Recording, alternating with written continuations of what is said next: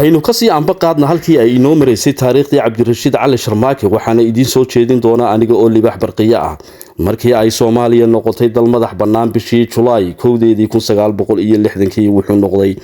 ra'iisul wasaarihii ugu horeeyay ee uu yeesho dalku markiiba waxa uu bilaabay inuu dadaal u galo sidii uu guulo uga soo hoyn lahaa dhinaca arrimaha dibadda wuxuuna dalka ra'iisul wasaare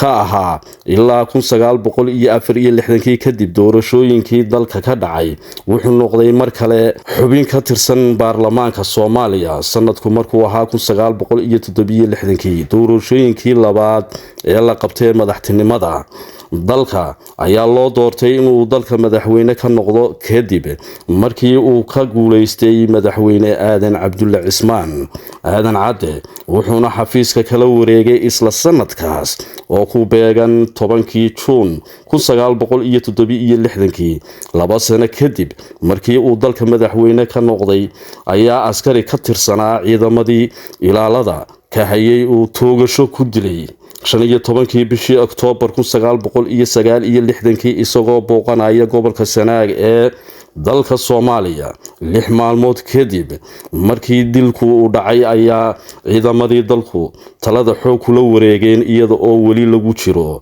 baroordiiqdii Ilaahay ha u naxariistay madaxweynihii dalka waxaana 22kii Oktoobar 1969 dalka madaxweyne